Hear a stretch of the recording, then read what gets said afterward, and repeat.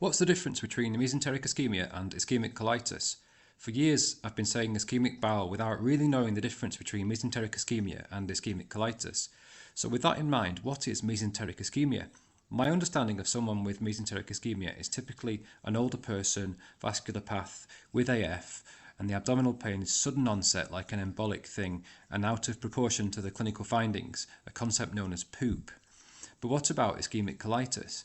Before we come on to that, let me reframe ischemic bowel as ischemic bowel disease, an umbrella term for acute mesenteric ischemia, chronic mesenteric ischemia, and ischemic colitis. There are lots of other causes of mesenteric ischemia like venous thrombosis, arterial dissection, and extrinsic compression that I'm not going to cover here.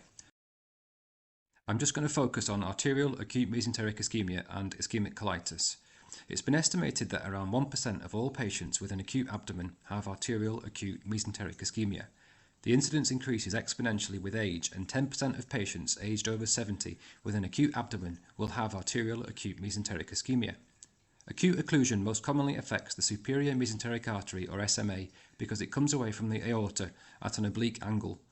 There are three types of arterial acute mesenteric ischemia: acute mesenteric arterial embolus, acute mesenteric arterial thrombosis, and non-occlusive mesenteric arterial ischemia. 1. Acute mesenteric arterial embolus. The classical presentation of an acute embolic SMA occlusion is a triad of severe, sudden, or within minutes onset abdominal pain, usually with minimal findings on examination, rapid bowel emptying, and the presence of a source of embolus such as AF. Atrial fibrillation is a common cause of acute mesenteric arterial embolus, but even in sinus rhythm you can still get embolic phenomena, for example from a cardiac mural thrombus. The earlier you catch acute mesenteric arterial embolus, the better. In the initial stage, the ischemia is reversible. The pain may then ease, followed by further pain, clinical deterioration, and peritonitis. At this stage, unfortunately, the ischemia is irreversible. 2. Acute mesenteric arterial thrombosis. Acute thrombotic SMA occlusion can be trickier to diagnose.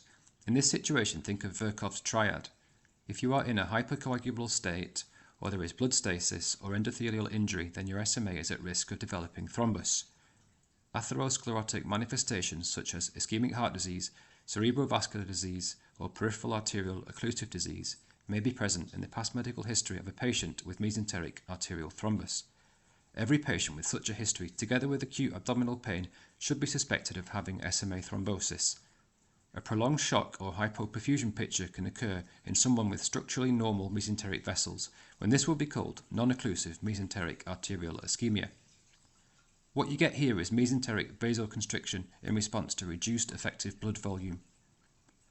Right, so that's acute mesenteric arterial embolus, acute mesenteric arterial thrombosis, and non-occlusive mesenteric arterial ischemia. So what about ischemic colitis? Ischemic colitis occurs when there is an acute transient compromise in blood flow below that required for the metabolic needs of the colon. This leads to mucosal ulceration, inflammation, and hemorrhage. Ischemic colitis is actually the most common type of ischemic bowel disease and has the most favourable prognosis. The causes of ischemic colitis are fairly similar to those of arterial acute mesenteric ischemia: embolic, thrombotic, but also bear in mind malignancy, and hypoperfusion. The common symptoms of ischemic colitis are mild to moderate abdominal pain over hours, usually without peritonism, fresh rectal bleeding, particularly if left-sided colitis, and diarrhea. Confusingly, malignum may occur if the very proximal colon is involved. 75% of cases of ischemic colitis affect the left colon. The ischemic hotspots of the colon tend to be where the watershed areas are at the junction of vascular territories that supply the colon. These areas are most vulnerable to hypoperfusion. They have names like Griffith's Point and Sudeck's Point. A large part of the collateral blood supply of the colon comes from the marginal artery of Drummond, which is subject to anatomical variance, leading to an underdevelopment or absence of this artery in certain areas of the colon in some people. That's us covered arterial acute mesenteric ischemia and ischemic colitis. The role of serum lactate in mesenteric ischemia. My perceived traditional understanding of lactate in mesenteric ischemia is that it's usually raised, at which point it's too late to salvage the bowel, but it can be normal, in which case you could salvage the bowel, but it's harder to make the diagnosis. Interestingly, this article from the European Journal on Vascular and Endovascular Surgery makes 2 recommendations around using lab markers to diagnose mesenteric ischemia, both of which were complete curveballs to me. Firstly, in patients with acute abdominal pain, D-dimer measurement of all things is recommended to exclude acute mesenteric ischemia, with sensitivity approaching 100%. Secondly, use of L-lactate, which is plasma lactate, measurement is not recommended to diagnose or rule out acute occlusive mesenteric ischemia. For ischemic colitis, a raised serum lactate does not indicate gastrointestinal ischemia, and a normal lactate level does not exclude full thickness ischemia of the colon.